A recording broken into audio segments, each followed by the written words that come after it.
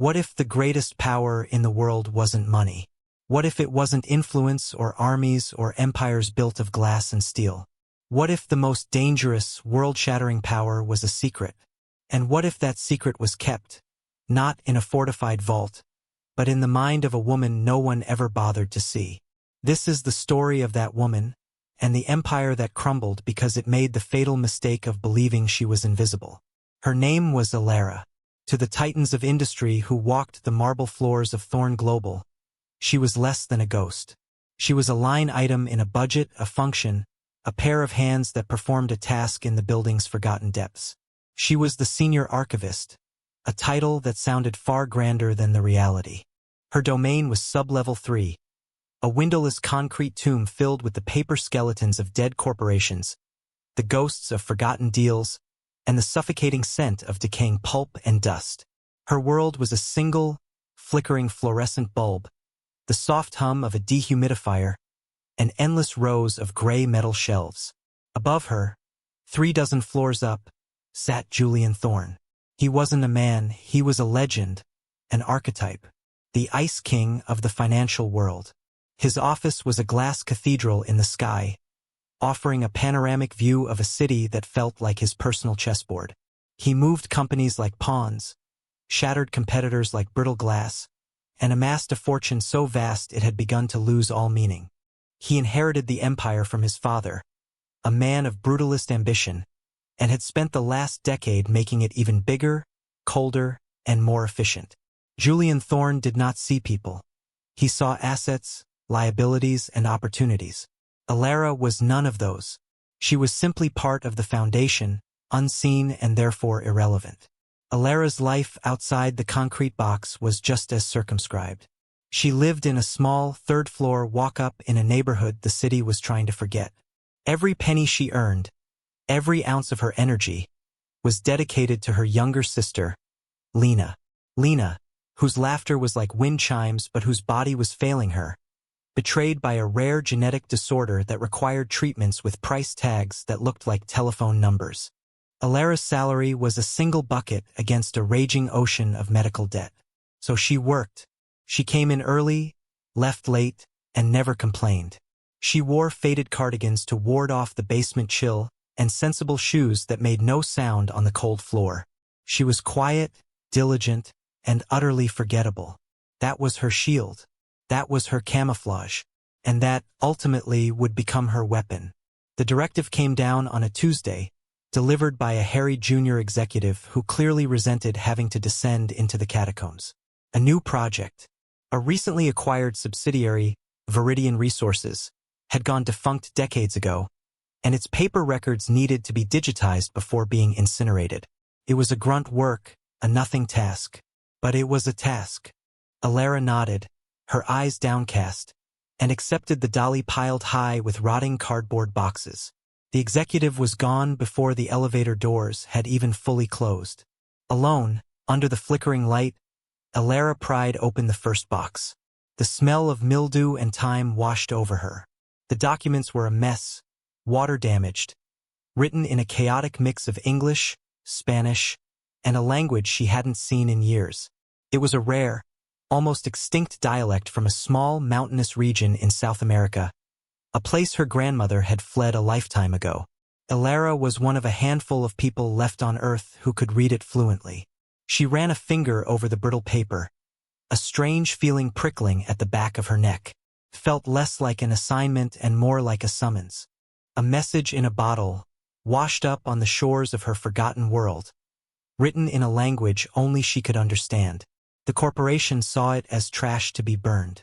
But Elara, the woman no one saw, was about to read the last will and testament of a very dark secret. And for the first time in a long time, she felt a tremor of something other than exhaustion. It might have been fear, or it might have been purpose. The days that followed blurred into a monotonous rhythm of paper and light. Elara sat at her small metal desk, the scanner humming beside her, her world reduced to the four corners of a decaying page. Each document was a small piece of a puzzle she didn't know she was solving. Land deeds from the 1970s. Geological survey reports filled with technical jargon. stacks of invoices for drilling equipment and chemical solvents. It was the driest, most soulless work imaginable, the kind of task designed to numb the mind. But Alara's mind didn't numb. It sharpened. She possessed a gift, or perhaps a curse, that no one at Thorn Global knew about. A near-eidetic memory. She didn't just see the documents. She absorbed them. The names, the dates, the serial numbers, they arranged themselves in her mind like a complex tapestry. And as she worked, her fingers stained with ink and dust, she began to see the threads. Tiny, almost imperceptible threads of wrongness. An invoice for water purification chemicals dated 3 weeks before the official survey confirmed the water was contaminated. A land purchase agreement signed by a village elder who, according to a separate personnel file, had died a month earlier. Small things, clerical errors most would assume, but they were piling up, creating a quiet hum of dissonance in the back of her mind. Then she found the glyph. It was on the margin of a bill of lading for 50 barrels of sodium cyanide. A small, hand-drawn symbol almost like a doodle, a circle with a jagged line through it. To anyone else, it would have been meaningless. To Alara, it was a word from her grandmother's tongue. A word whispered in old stories meant to frighten children. It meant asphyxia, suffocation, taint, poison. Her heart hammered against her ribs. It had to be a coincidence, a stray mark. But then she saw it again. On a different document, a geological report. And again on a payroll ledger next to a man's name. Poison. The word echoed in the silence of the archive. She started to cross-reference, her movements becoming frantic. Using the company's internal network, she pulled up every file she could find related to Viridian Resources. She worked through her lunch breaks, staying late into the night, fueled by stale coffee and a growing sense of dread. The pattern that emerged was horrifyingly clear. Every time the glyph appeared, something terrible had followed. The land purchase agreement with the dead elder? The glyph was on the preliminary survey map. The region was later devastated by a mysterious blight that destroyed the crops, forcing the starving villagers to sell their ancestral home for a pittance. The payroll ledger with the marked name? The man was a local foreman who had raised concerns about safety protocols. He died 2 weeks later in a workplace accident. The barrels of sodium cyanide?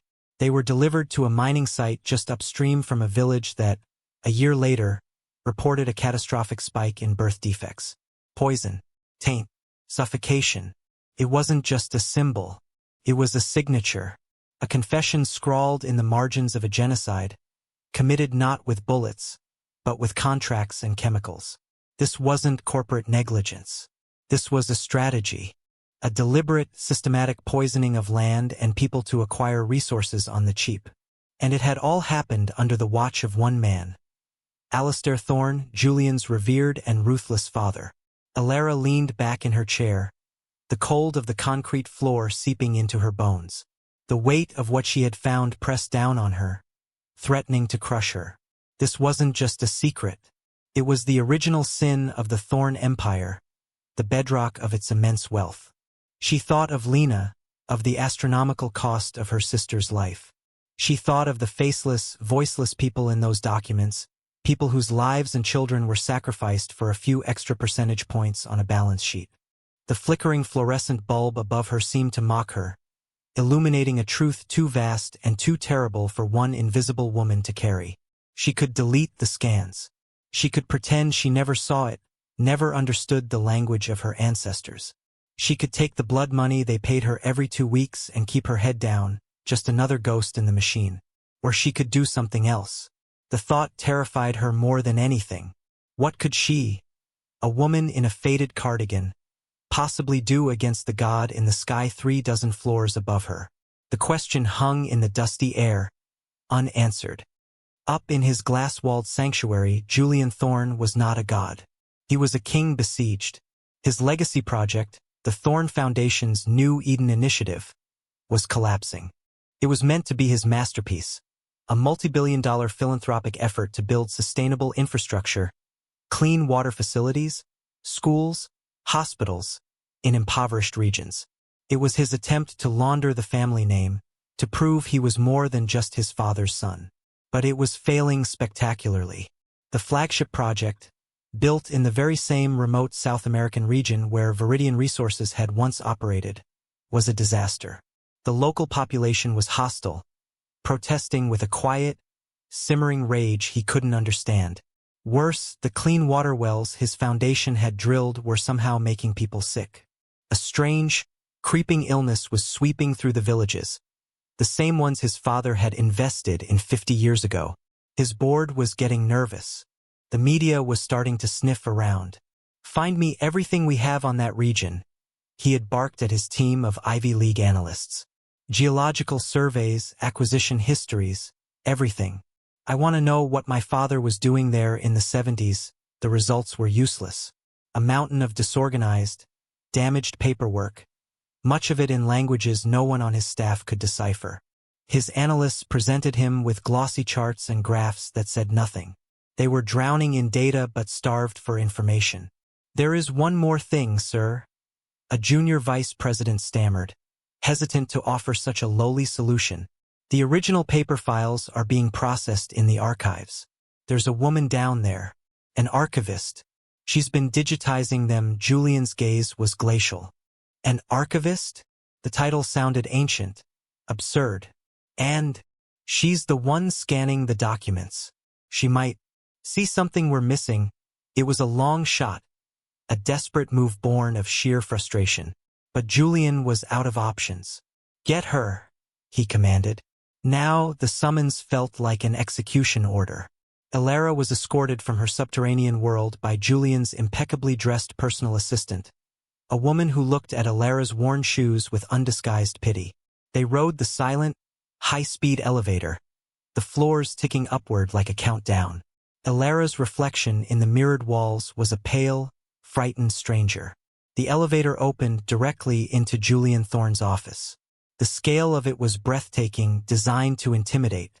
One entire wall was a seamless pane of glass, revealing the city sprawling below. The air was cool and smelled faintly of leather and ozone. And there he was, standing by the window, a silhouette against the skyline. Julian Thorne. He was younger than she expected, his tailored suit fitting him like a second skin. He didn't turn around immediately, forcing her to wait, to feel her own insignificance in his space. When he finally turned, his eyes were the color of a winter storm, and they swept over her with a dispassionate, analytical coldness that made her feel like a faulty piece of equipment. "You're the archivist," he stated. It wasn't a question. "Yes, sir." Her voice was a whisper. "I'm told you're processing the Viridian files." "Yes, sir." He walked toward his massive desk, a slab of polished obsidian that seemed to absorb the light. He gestured to a chair opposite him. She sat, her hands clenched in her lap. "My team can't make sense of them," he said, his voice clipped and impatient. "The data is inconsistent. Tell me what you found." This was it. The moment of truth. Her mind raced.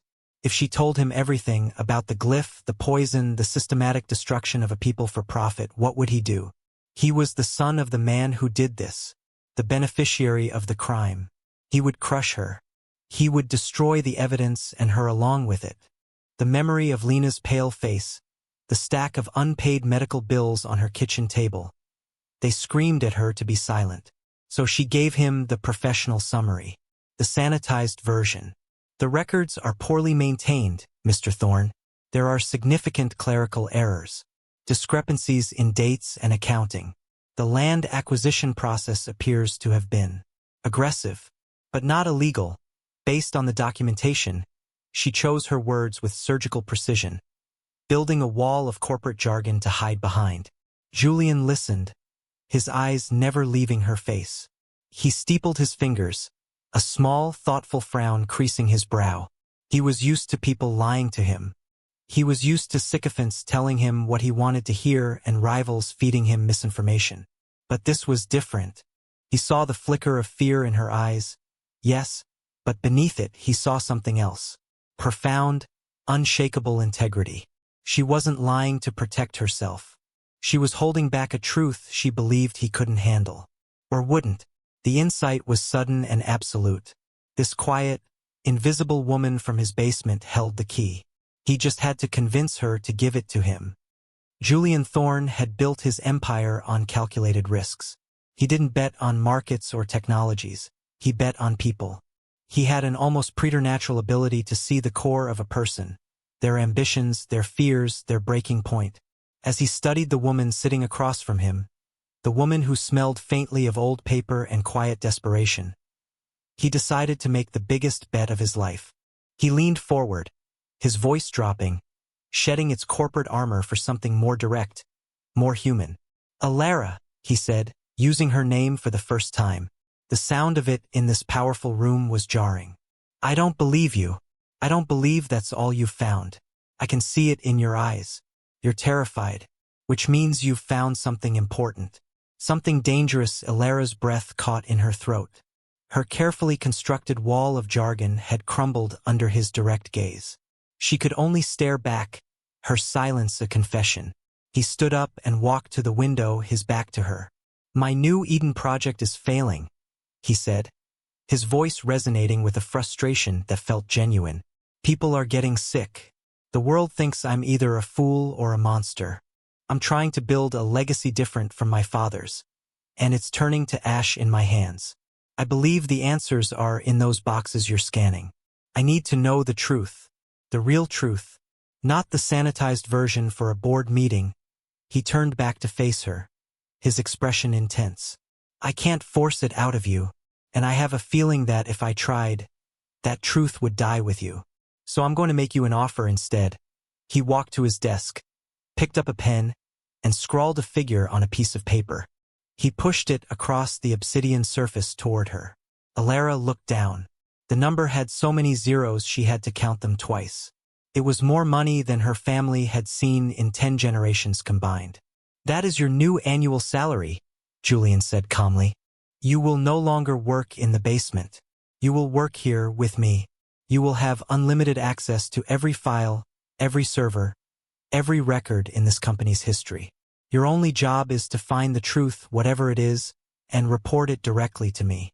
No one else. Alara was stunned into silence. Her mind couldn't process the offer. It was insane. "There's more," he continued, his gaze unwavering. He slid a second piece of paper toward her. It was a pre-filled form for the Thorne Global Executive Medical Plan.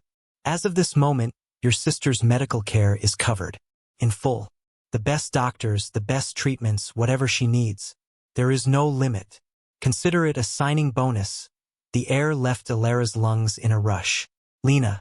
He was offering her Lena's life. It was a bribe, a golden cage, but it was also a lifeline. She saw a future where her sister wasn't defined by her illness, where the constant, crushing weight of debt was gone. He was offering her everything she had ever wanted. But she knew, with chilling certainty, what the price was. The truth she had uncovered was a serpent, and he was asking her to charm it, to draw it out of its basket, without knowing if its bite was poisonous. What if he was just like his father? What if this was all an elaborate trap to identify the threat, control it, and then eliminate it? "Why?" she whispered, the word barely audible. "Why me?" Julian returned to his chair, his expression unreadable. "Because everyone else in this building is paid to manage perceptions, to spin narratives. I don't think you know how to do that. You only know how to find what's real. I'm not hiring an archivist, Alara. I'm hiring your integrity." He leaned back. "The offer is on the table. You can take it and we can find out what's really going on. Or you can go back to your basement and we can all pretend none of this ever happened. Your sister's medical bills will remain your own. The choice is yours." The silence in the room was absolute. Outside the window, the city hummed with life, oblivious to the monumental decision being weighed in this sterile, sky-high office. Alara looked at the salary figure. She looked at the medical form.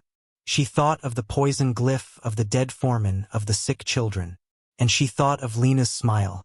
She was trapped between a monstrous past and a hopeful future. To save her sister, she would have to walk into the lion's den. She met Julian Thorne's gaze, her own fear solidifying into a cold, hard resolve. "I accept," she said, her voice clear and steady. "On one condition, A flicker of surprise crossed Julian's face. "You will give me your word," she said, "that when I find the truth you will not bury it. No matter what it costs you." Julian Thorne, the man who never made promises he couldn't quantify, looked at the quiet woman who had just negotiated with a billionaire for his soul. A slow, rare smile touched his lips. It was the smile of a gambler who had just found a player worthy of the game. "You have my word," he said. The deal was struck. The invisible woman from the basement had just become the most powerful person in the empire. And the most endangered. The news of Alara's ascendance ripped through the executive floors of Thorne Global like a shockwave. It was inexplicable, a breach of the natural order. Whispers followed her down the hallways. Who was she? The question echoed in the pristine, minimalist corridors. Secretaries and vice presidents alike stared at her simple clothes and her quiet demeanor, trying to solve the puzzle. To them, she was an anomaly, a glitch in their perfectly curated corporate world. No one was more outraged than Marcus Vance, the chief operating officer. Vance was a creature of the old guard, a man molded in the image of Alistair Thorne himself. He had been Alistair's right-hand man, his protégé, and he viewed Julian's attempts at philanthropy and corporate responsibility with utter contempt. He saw Alara not just as an interloper, but as a direct threat to the established order, an order he had helped build and from which he handsomely profited. He stormed into Julian's office, his face a mask of controlled fury. "What is the meaning of this, Julian?" he demanded, forgoing any pleasantries. "You've taken some basement clerk, given her a corner office and a security clearance higher than half my department heads. The board is asking questions. It's reckless. It makes you look weak." Julian didn't look up from the tablet he was reading. "She's a consultant on the Viridian project history. Her skill set is unique." "Her skill set?" Vance scoffed, his voice dripping with condescension. "She files papers for a living. What you're doing is an act of profound corporate malpractice. You are exposing this company to untold risk by giving a complete unknown access to our most sensitive archives." "The risk is already here, Marcus," Julian said, finally meeting his gaze, his eyes like chips of ice. "The New Eden project is hemorrhaging money and credibility. I'm using every tool at my disposal to fix it. Alara is one of those tools. You will give her anything she requires. Is that understood?" Vance's jaw tightened. He saw the finality in Julian's eyes and knew he couldn't win this argument head-on. He would have to play a different game. "Of course, Julian," he said, his tone shifting to one of feigned concern. "Whatever you think is best. I just worry about you, about the company. This woman. We know nothing about her. For all we know, she could be a corporate spy. Or worse, a simple opportunist looking for a payday." He planted the seed of doubt, letting it hang in the air before taking his leave. His war would not be fought in the open. It would be a campaign of whispers, of sabotage, of quiet bureaucratic strangulation.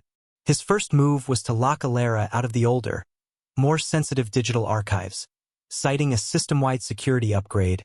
When Alara tried to access the financial records of Viridian's board members from the 70s, her terminal flashed an access denied message.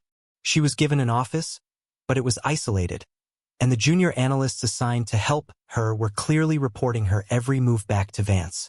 He had her followed. A black town car would be parked across from her apartment in the mornings. A man in a gray suit would be reading a newspaper at the coffee shop she frequented. They were clumsy, obvious attempts at intimidation, designed to make her feel watched, to make her paranoid, to make her run. Even David Chen, Julian's longtime friend and corporate counsel, was deeply skeptical. He sat with Julian in his office late one night, a glass of scotch in his hand.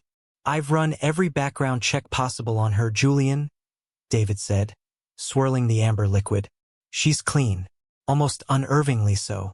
A quiet life, a sick sister, a mountain of debt, which is exactly what makes her a perfect target for blackmail or bribery." Vance has a point. You're betting the company on a ghost from the basement.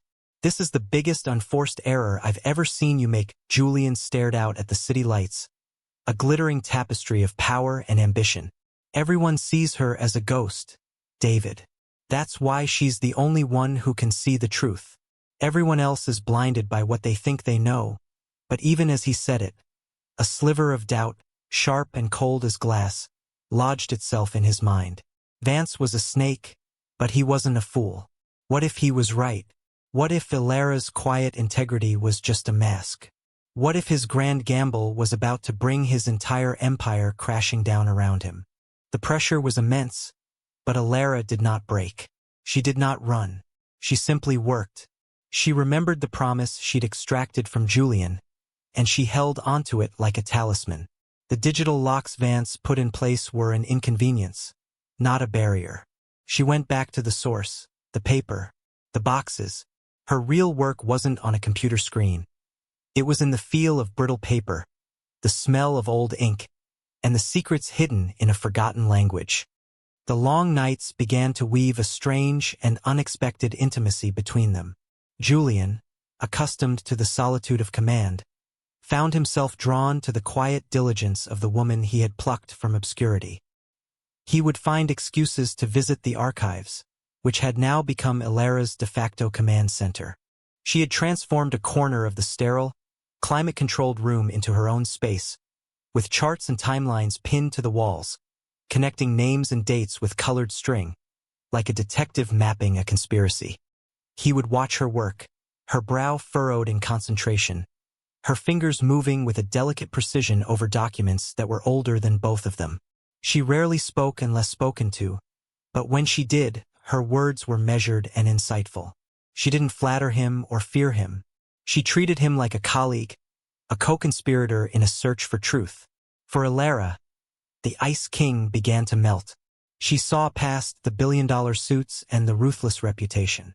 She saw the immense weight he carried, the shadow of his father that loomed over every decision he made. She saw the profound loneliness in his eyes when he thought no one was looking. He was a man trapped in a gilded cage, and in a way she understood that feeling perfectly. One night, he found her asleep at her desk, her head resting on a stack of geological surveys, the harsh fluorescent light casting her face in a pale, vulnerable glow. A strand of hair had fallen across her cheek. Without thinking, he reached out and gently brushed it away. She stirred, her eyes fluttering open. For a moment, there was no filter between them, no CEO, no archivist. Just two people, alone in the middle of the night, bound by a dangerous secret.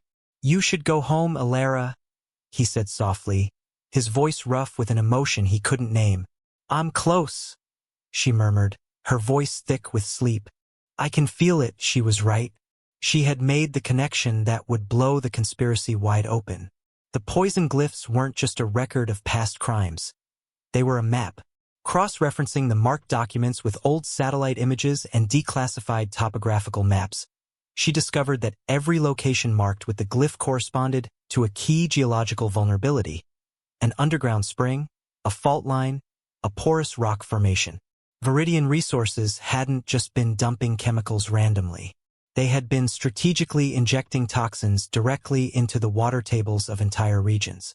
It was a slow, invisible, and brutally effective way to make the land worthless and the people desperate. They poisoned the earth from the inside out. The final piece of the puzzle clicked into place when she analyzed the chemical invoices. The specific compounds used were obscure, expensive, and had a unique, long-lasting isotopic signature. They were also the exact same compounds that the Thorn Foundation's own environmental engineers were now detecting in the clean wells of the New Eden Project. The illness plaguing the villagers wasn't new. It was the ghost of Viridian, a 50-year-old poison still seeping through the soil, a toxic legacy that was now destroying Julian's attempt at redemption. His project wasn't a failure of engineering. It was a karmic retribution. He was trying to build a garden on a graveyard. Ilara prepared her report, her hands trembling slightly. This was the truth Julian had asked for, the truth he had promised not to bury. But it was a truth that implicated his own father not just in corporate malfeasance, but in what amounted to crimes against humanity. It was a truth that could destroy the Thorn name forever. She found him in his office, staring out at the pre-dawn sky. She laid the files on his desk without a word. He read them in silence, his face growing paler with each page. The clinical, technical language of the reports could not mask the human horror they described. He saw the whole sordid picture. His father, the man he had spent his life trying to live up to, was a monster. The foundation of his entire world, the source of his wealth and power, was built on the suffering of countless innocent people. When he finished, he looked up at Alara, his eyes filled with a shattered, hollow look she had never seen before. "My father," he started, his voice cracking. "He did this?" "Yes," she said softly. "The evidence is undeniable." He sank into his chair, the weight of his father's sins settling onto his shoulders. The Ice King was gone. In his place was just a man, lost and broken. At that moment, Alara felt a surge of empathy so powerful it surprised her. She walked around the desk and placed a gentle hand on his shoulder. It was a simple gesture, a small human connection in the sterile, cold office, but it felt monumental. He looked up at her, his guard completely down, and for the first time he truly saw her. Not as an asset, not as a tool, but as the one person who had shown him the terrible truth and had not abandoned him to face it alone. The space between them crackled with an unspoken energy, a fragile bond forged in the crucible of a dark discovery. It was no longer about a contract or a deal. It was about two people against an empire of lies. Marcus Vance knew he was losing control. The whispers and roadblocks had failed. The woman from the basement, this quiet, unassuming archivist, had burrowed her way into the one place he couldn't reach, Julian's trust. He could feel the ground shifting beneath him. Julian was asking new questions, demanding access to old, sealed files that Vance had personally ensured were buried for eternity. He knew, with the cold certainty of a cornered animal, that Alara was getting close to the central truth, the one that protected them all. He had to act, and it had to be decisive. He couldn't make her disappear. That would be too crude, too obvious. He had to discredit her. He had to destroy her in a way that made Julian see her as a viper he had foolishly welcomed into his home. The trap was elegant in its simplicity. Vance used his high-level administrative access to Alara's new corporate accounts.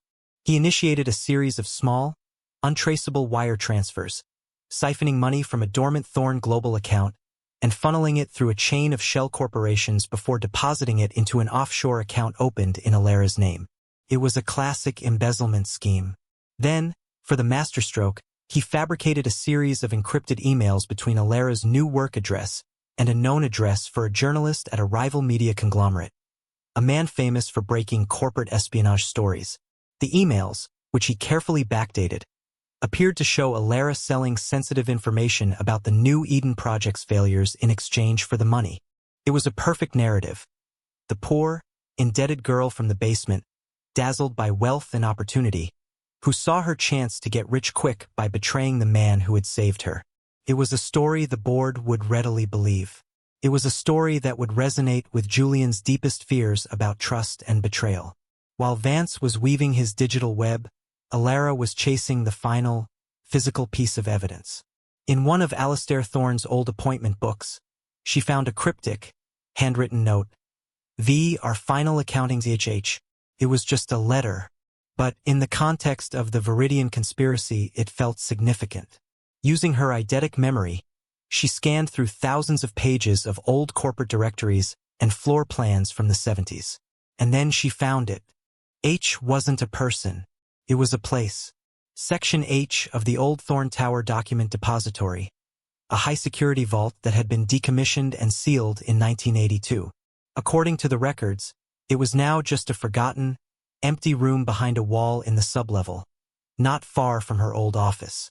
She knew, with an instinct she couldn't explain, that the real ledger, the unedited, handwritten record of the Viridian cover-up, was in that room. She told Julian her theory. He was hesitant at first, but her conviction swayed him. Together, they went down to the sublevel, a place he hadn't set foot in for over 20 years. They found the wall from the old blueprints. It was seamless, covered in decades of dust. But a quick scan with a density reader from the building's engineering department revealed a hollow space behind it. It was there. They were hours away from exposing the entire truth. But Vance moved first. He called an emergency meeting of the board of directors. He walked into the stately boardroom, his face a grim mask of regret and duty. "Gentlemen," he began, his voice heavy, "it is with a heavy heart that I must bring a serious matter to your attention. It appears our CEO, in his admirable but misguided attempt to solve the New Eden crisis, has been compromised." He laid out his fabricated evidence on the polished mahogany table. The wire transfers, the emails, the narrative of betrayal. It was damning. The board members, already nervous about Julian's erratic behavior and his inexplicable reliance on the archivist, were horrified. This confirmed all their worst fears. Vance then played his trump card. "I have just been informed," he said, lying with practiced ease, "that Mr. Thorne and the woman in question, Alara, are currently attempting to break into a sealed, decommissioned vault in the subbasement.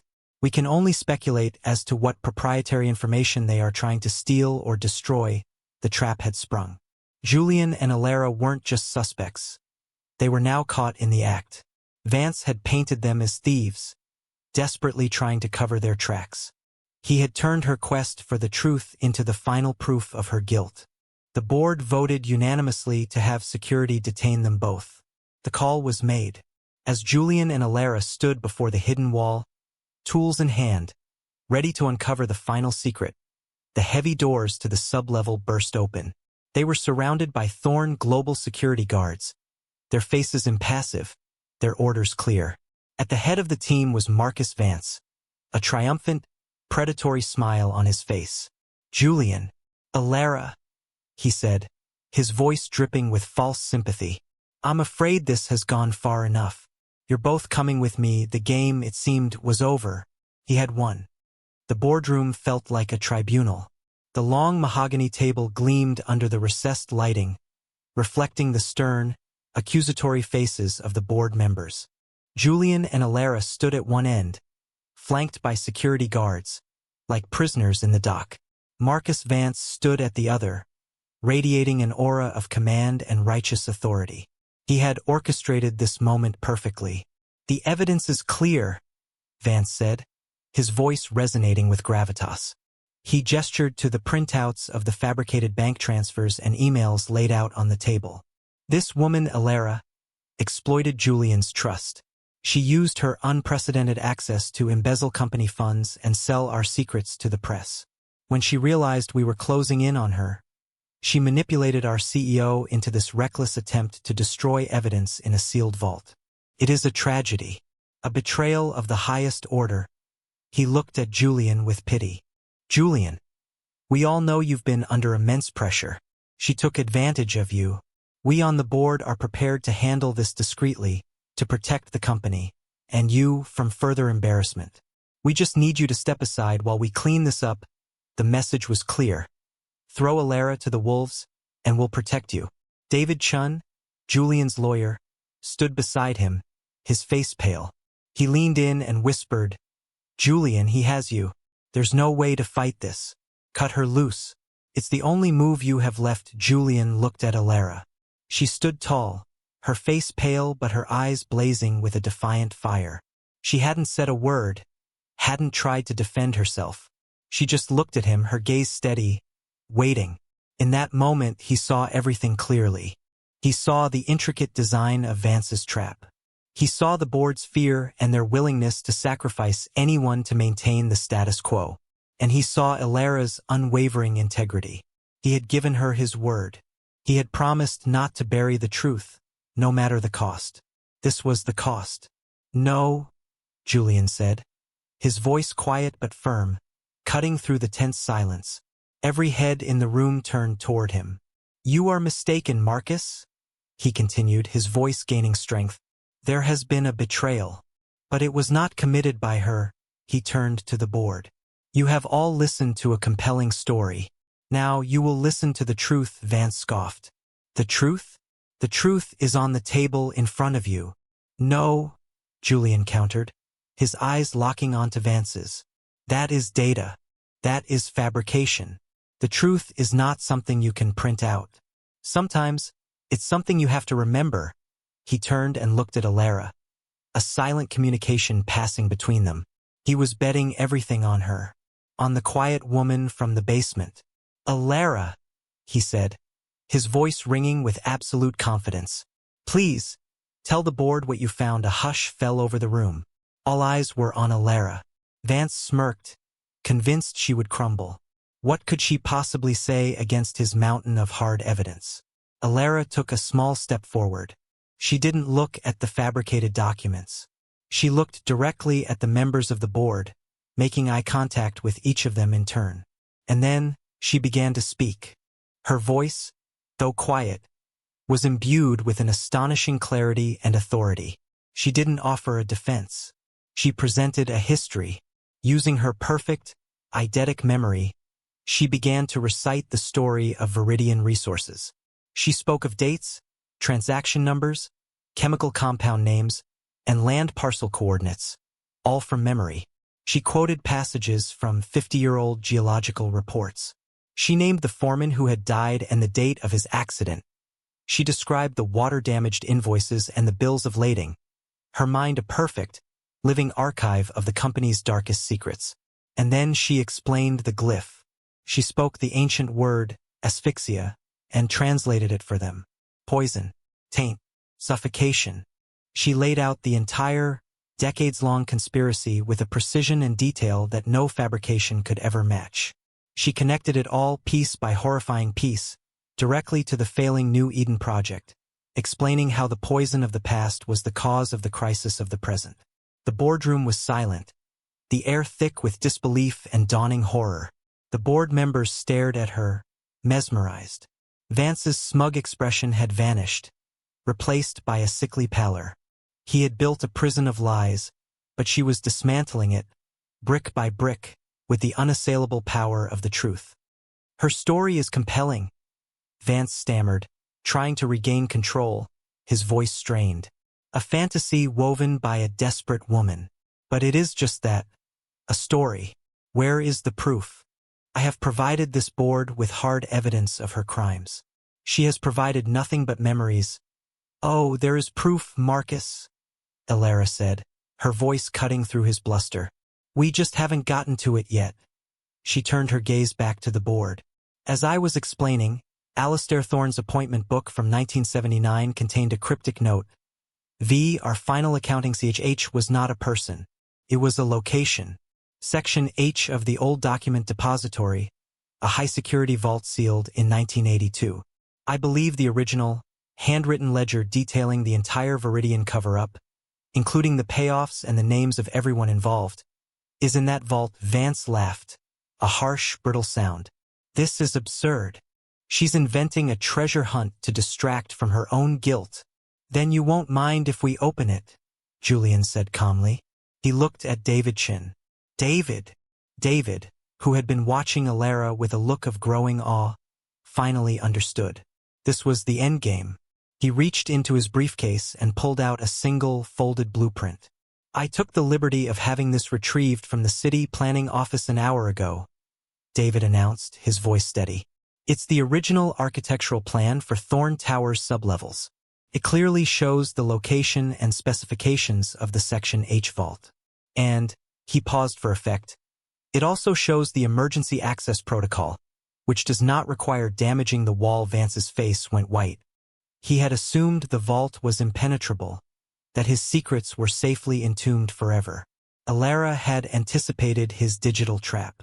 She had known he would try to frame her electronically, so she had focused on finding the one thing he couldn't alter, the one thing he couldn't delete, the physical evidence.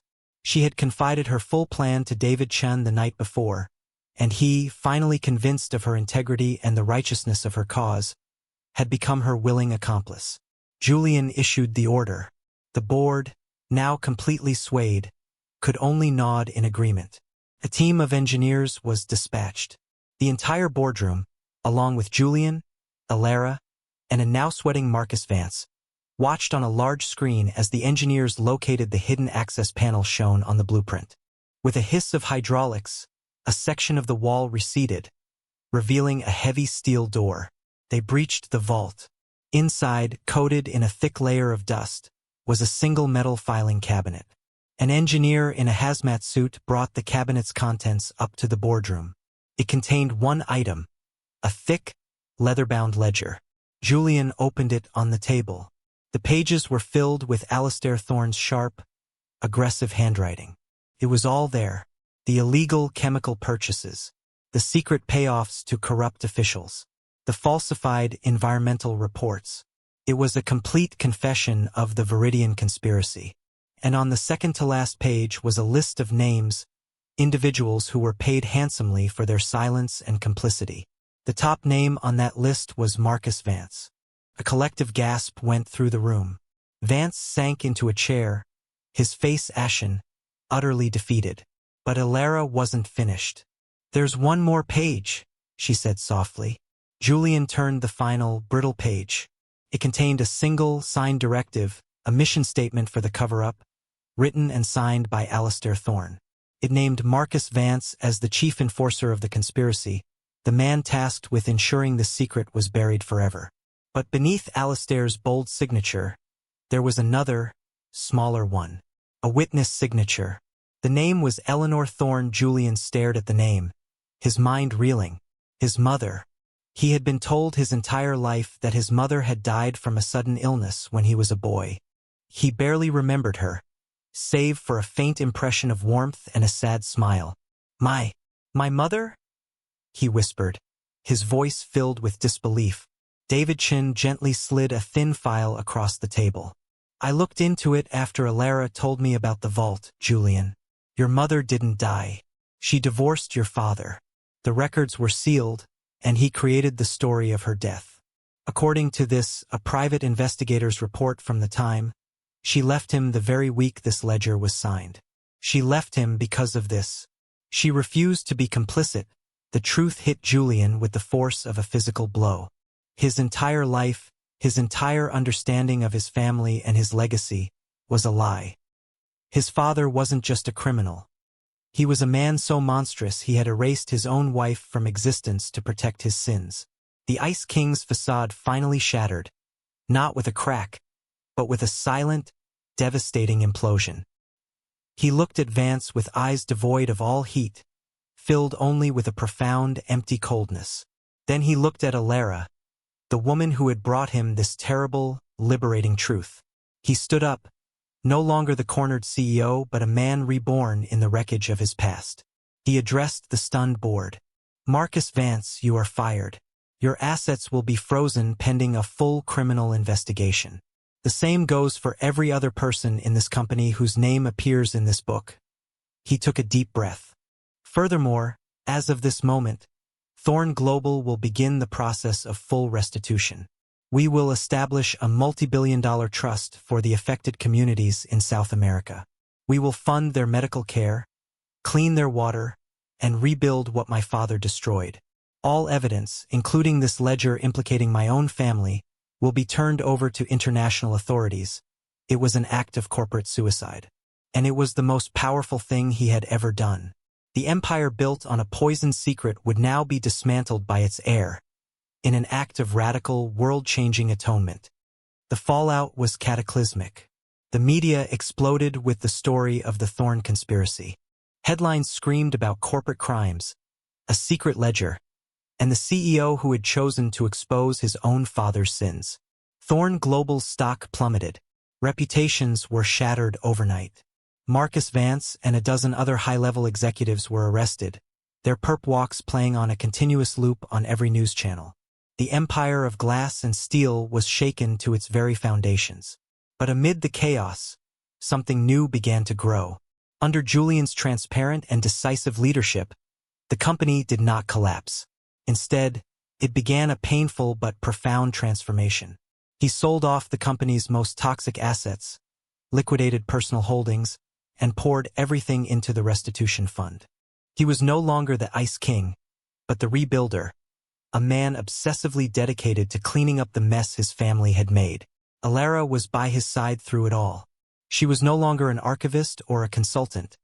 She was the conscience of the New Thorne organization, a key advisor on the board of the Restitution Trust. Her quiet intelligence and unwavering moral compass became the company's new North Star. She worked directly with the communities her ancestors had come from, using her unique linguistic and cultural understanding to ensure the aid was not just financial but truly restorative. Lena's medical treatments, funded by the best doctors in the world, were a resounding success. For the first time in years, her laughter was not punctuated by a cough, her future not defined by a diagnosis. Alara had not just saved her sister's life. She had given her a new one, free from the shadow of illness and debt. The final scene of their old life did not play out in a glittering penthouse or a sterile boardroom. Months later, Julian and Alara stood on a simple, rustic balcony of a newly built medical clinic in a remote South American village. Below them, the land, once tainted and barren, was beginning to show signs of healing. Children were playing in the clean water of a new community well. The air, once thick with unspoken grief, now carried the sounds of music and construction. Julian turned to Alara, the setting sun casting a warm glow on her face. The tailored suits and faded cardigans were gone. They were just two people, their lives irrevocably intertwined, standing on ground reclaimed from a terrible past. "My mother," Julian said softly, breaking the comfortable silence. "I found her. She's living a quiet life in Oregon. I went to see her." Alara looked at him, her eyes full of warmth. "How was it?" "It was difficult," he admitted. "And wonderful. She told me she signed that ledger as a witness so that if the truth ever came out, his crimes couldn't be denied. She said she left to protect me from him, from his world. For 30 years, she's been waiting, hoping." He reached out and took her hand, his touch gentle but firm. "She called you a force of nature in a quiet disguise." Alara smiled, a genuine, radiant smile that lit up her entire face. "She sounds like a wise woman." "She is," Julian said, his gaze intense. "Alara, what my father built was an empire of shadows. I want to build something new, something that grows in the light. But I can't do it alone." Their shared journey, born in a dusty archive and forged in a crucible of lies, had blossomed into a partnership of equals, a romance built not on fleeting passion, but on a foundation of profound mutual respect and shared purpose. She didn't need to answer. He could see it in her eyes. The story was not over. A new chapter was just beginning. They tried to bury the truth in a basement, guarded by secrets and sealed with power. They surrounded it with wealth and intimidation. They forgot one thing. The most powerful truths are not kept in vaults. They are not written on paper or stored on servers. They are kept in the memories and the hearts of the people you choose not to see. The quiet ones, the invisible ones, the ones who file the papers, who clean the floors, who answer the phones. They are the keepers of the secrets, the witnesses to the truth. So look around you. Who have you overlooked today? In your office, in your neighborhood, on your daily commute? The answer might just change the world. Share this story if you believe that one quiet voice, speaking one simple truth, can make a sound so deafening it brings down empires.